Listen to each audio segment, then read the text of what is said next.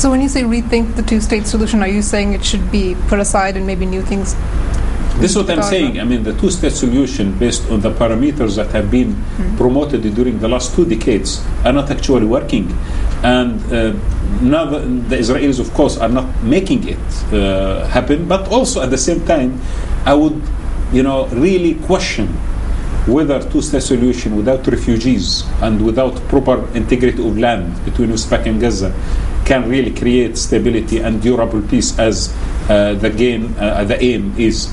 I do believe that we are for decades now negotiating divorce as Palestinians and Israelis, and we are not going anywhere. We are not really succeeding.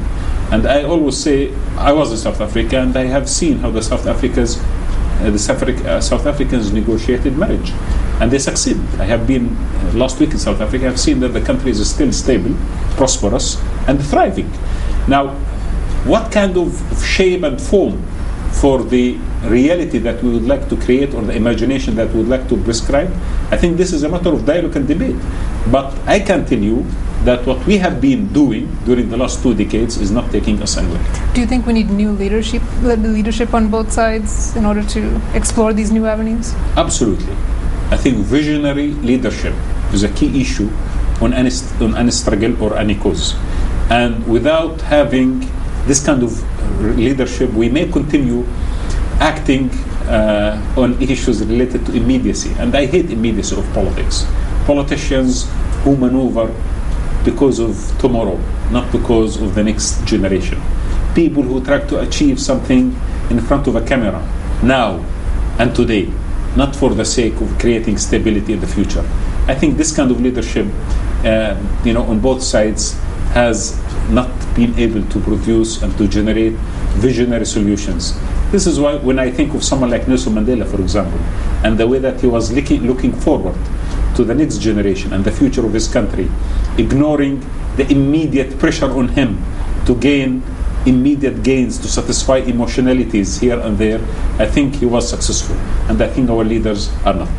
Can you talk a little bit more about what you mentioned in your speech about the idea that you felt statehood in the Middle East was something that was imposed? Can you elaborate a little bit more about what you discussed in your speech?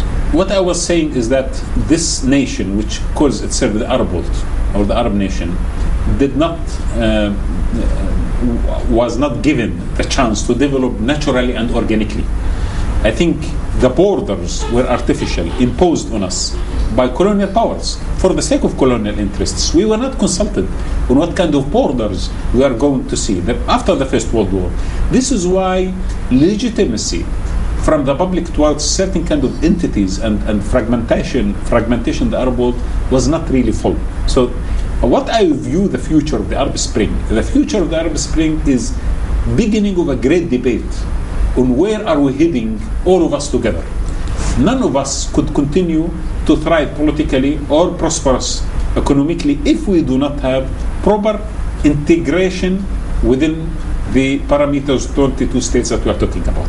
So this is why we are in front of the following model: nation state. The nation state emerged in Turkey, a nation that created a state. Iran, a nation that has a state. France is a nation with a state, and Germany is the same.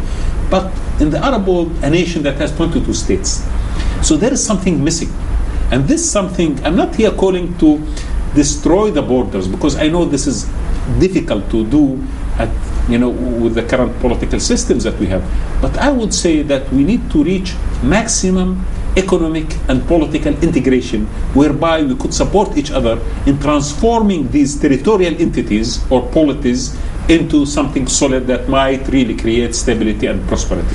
When we come back, we're going to turn to 2 other Middle Eastern issues the world is watching: nuclear Iran and the impact of the US elections on the region. We're going for a quick commercial break. Stay with us. You're watching Global Perspectives on MTV Sports. Welcome back to the show. For those of you just joining us, we're speaking with the former Director General of the Al Jazeera Network, a man who took it from a station to a global network. Mr. Kamfar is now on to other things as the co-founder of the Sharak Forum. In the 3rd segment of our interview tonight, Mr. Kamfar shared some strong opinions about nuclear Iran and the US election. I do want to ask you a couple of questions about the U.S. elections, but since we have you here, one question about Iran. Is the Iranian nuclear threat a real threat, or is it something that is sort of perceived? I think the nuclear threat of Iran is very much exaggerated. And I do think that the Western powers, and Israel in particular, have exaggerated this threat to a large extent, and I do not share the same concern. Neither most of the Arab world. I don't think the Arabs really think of the nuclear capabilities of Iran as a major threat, while Israel is proven to have hundreds of nuclear weapons ready. So we're talking about Iran going into the direction of acquiring technology that might in the future be used for military purposes. But what about a state like Israel that has already this kind of facilities? So when the Arabs actually are discussing this issue and they listen to the Western discourse and the Israeli discourse on Iran, they will raise this question. Why there is double standards in talking about, okay, if you would like this Middle East to be free from nuclear weapons, fantastic. Let us do it, but do it for everyone. Now, we have problems with Iran in the region, not related to the nuclear issues and not related to the West and the Israeli worries about Iran. It is related to the way that Iran is handling the domestic politics of Iraq and Iran interfering in the issues of Syria and the way that Iran is projecting its dominance in the Gulf.